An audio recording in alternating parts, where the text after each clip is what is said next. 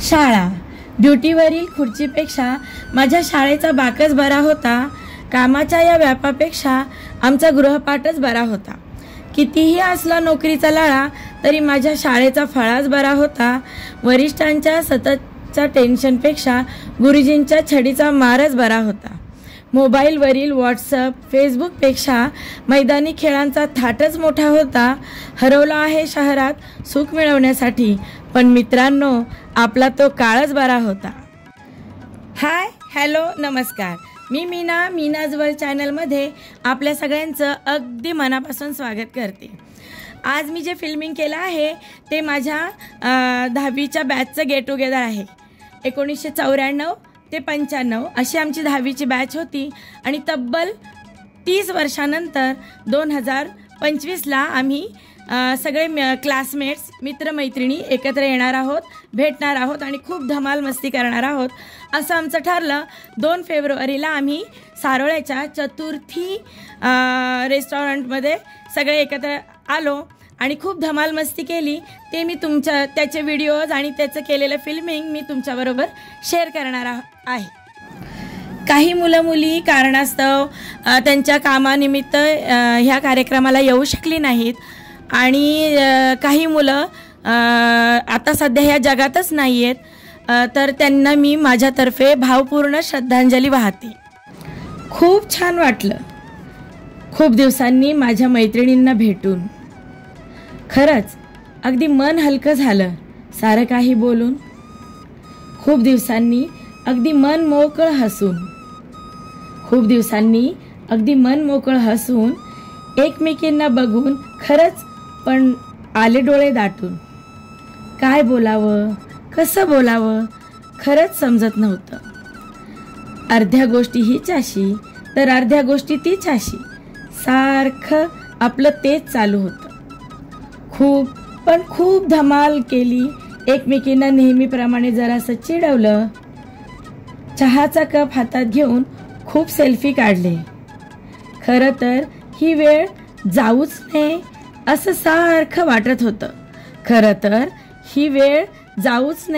सारखं वाटत होतं, पण निघावं तर लागणारच म्हणून मन दाटून येत होतं. पण खरं सांगायचं तर या मैत्रिणी खूप गोड असतात. रक्ताच्या नात्यांपेक्षाही खूप जवळच्या असतात. म्हणूनच आयुष्यात हक्काची अशी मैत्री ही खरंच असावी. रोजचं भेटणं नसलं तरी ओढ मात्र एकमेकींची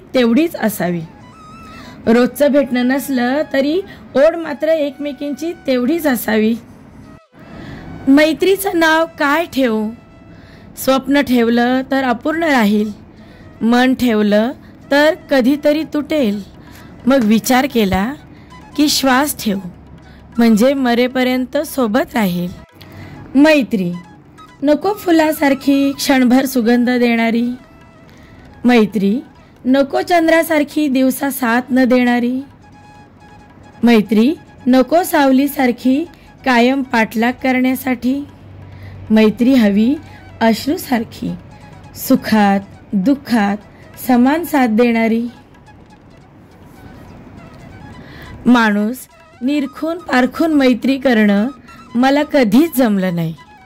माणसं भेटत गेली, मला आवडली आणि मी ती जोडत गेले. मैत्री ना समजवायची असते न गाजवायची असते, ती तर नुसती रुजवायची असते. मैत्रीत ना जीव द्यायचा असतो ना जीव घ्यायचा असतो, इथे फक्त जीव लावायचा असतो. असे हास्य तयार करा की हृदयाला त्रास होणार नाही. असा स्पर्श करा त्याने जखम होणार नाही.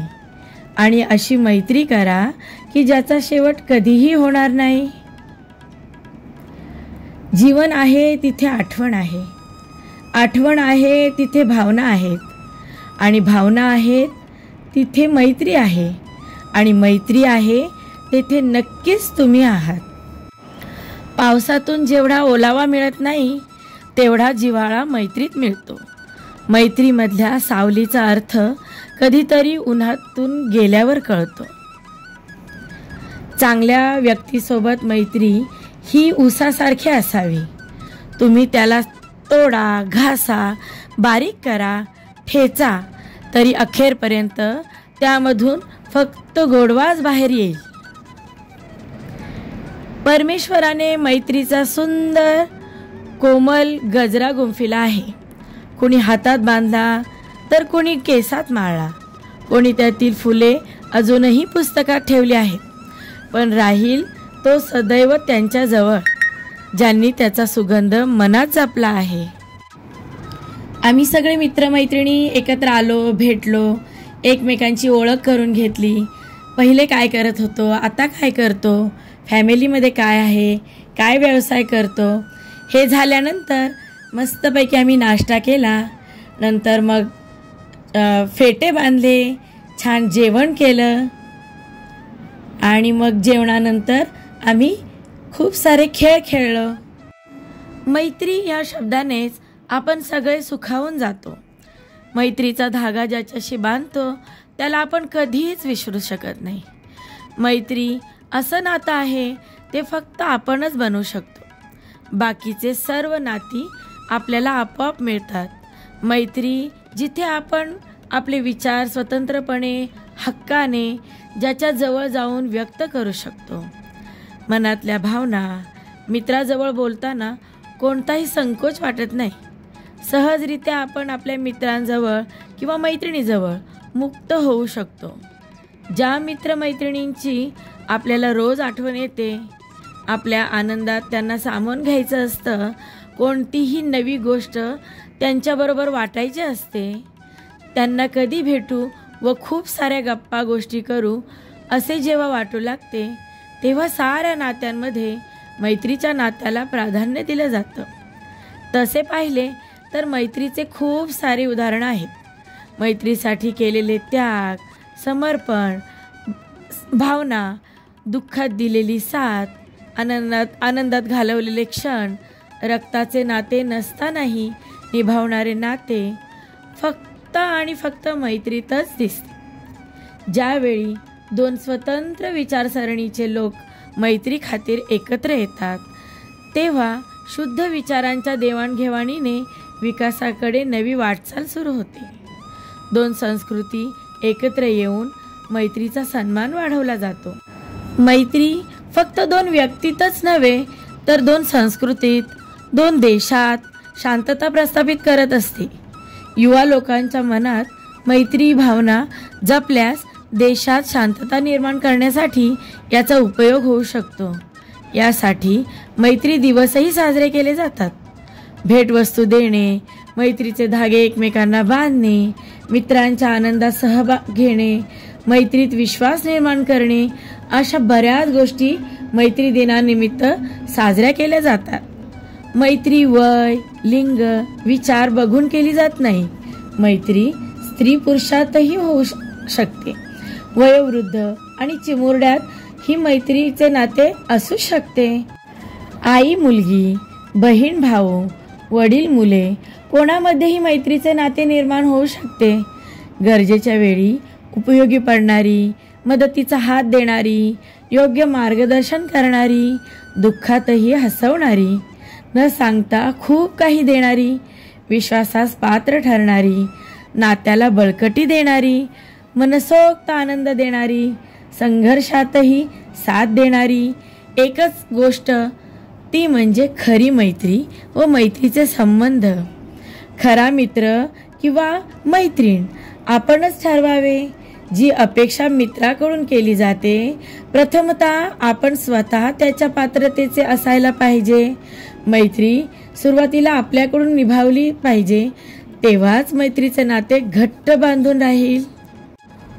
आम्ही जेवण वगैरे उरकली आणि नंतर मस्त असे आमचे ग्रुप फोटो काढले. सेपरेट फोटोसुद्धा काढले. मैत्रिणींनी मैत्रिणींच्या खांद्यांवर हात ठेवून छान छान अशा सेल्फी काढल्या.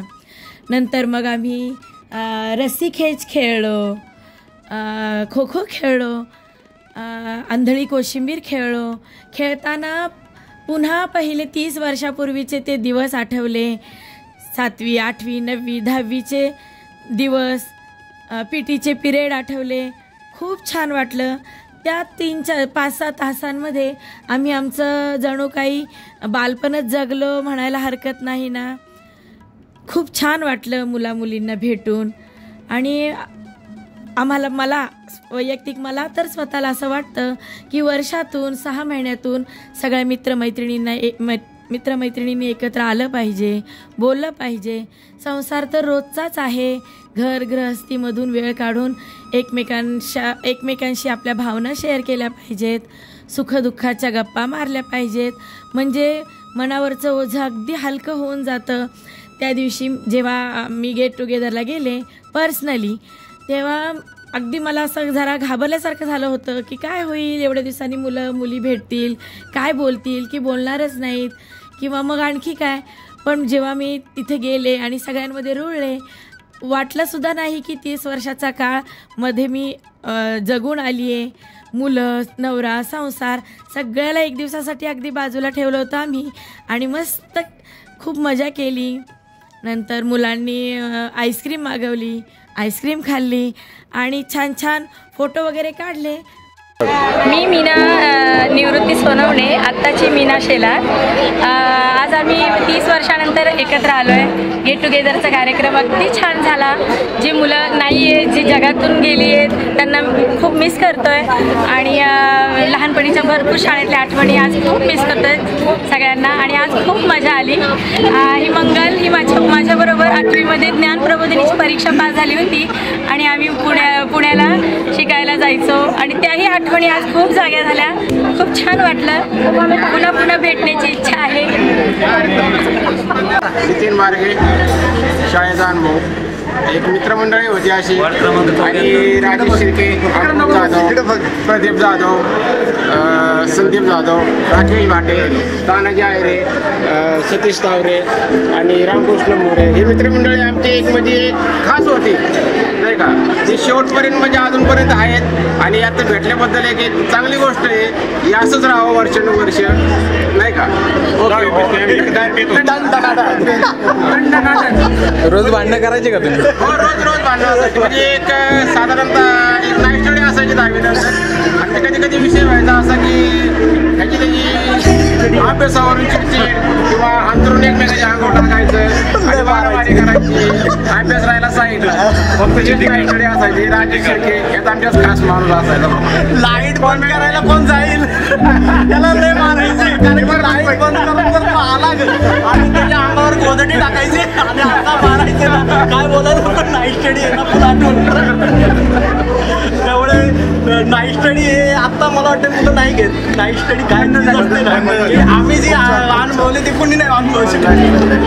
प्रदीप कांबळे, मी या गावामध्ये आम्ही केंजळमधून माझा मित्र अमृत जाधव, आम्ही 3 वर्ष एकाच बँकेवर होतो. शिर्क्यासुद्धा आमचा एक मित्र होता. माझ्या आयुष्यातली सगळ्यात जास्त मजा मी फक्त माझ्या हायस्कूलच्या लाईफमध्ये केली. मी कॉलेज पण शिकलो, कॉलेजमध्ये पण मस्त केली, पण जे मी हायस्कूल लाईफमध्ये जे जगलो जीवन ते पण कधीच जगता येणार नाही मला. म्हणून मला माझ्या शाळेचा, माझा आणि माझ्या सर्व मित्रांचा मला अभिमान आहे.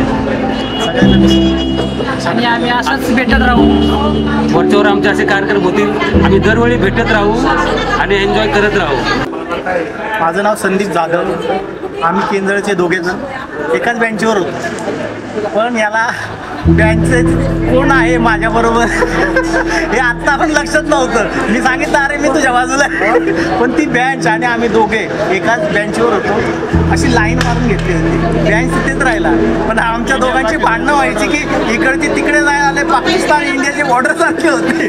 बोले ना, आम्ही एवढं बँचेबद्दल भांडायचो पण मजा करायचो. शाळेतले दिवस कॉलेजच्या दिवसापेक्षा जे आत्ता हायस्कूलचे दिवस आहेत ते परत कधी येणे नाही. आणि तो फुल मिस करतो. जे नाही आले तर व्हिडिओ बघून आणखी मिस करते. सगळा कार्यक्रम उरकला आणि संध्याकाळी 5 वाजता आम्ही मुलं मुली तिथून निघालो. एकमेकांचा निरोप घेतला आणि मागे शाळेची मुलं, मित्रमैत्रिणी आणि पुढे आपला संसार, ह्या दोघांच्या मध्ये मन अगदी गहिवरून आलं होतं. आणि आम्ही तिथून निघालो एकमेकांचा निरोप घेऊन. खूप वाईट वाटलं आणि मनामध्ये एक आशा होती की पुन्हा भेटायचं आहे, पुन्हा तेच नव्यानं तो दिवस जगायचा आहे. पुन्हा भेटूया अशाच एका नव्या व्लॉगमध्ये. आणि कमेंट करून नक्की सांगा माझ्या शाळेचा गेट टुगेदरचा व्हिडिओ आपल्याला आवडला तर नक्की लाईक, शेअर आणि सबस्क्राईब करायला विसरू नका. पुन्हा भेटूया अशाच एका नव्या व्लॉगमध्ये नवीन विषयासहित. तोपर्यंत तुमची काळजी घ्या. बाय.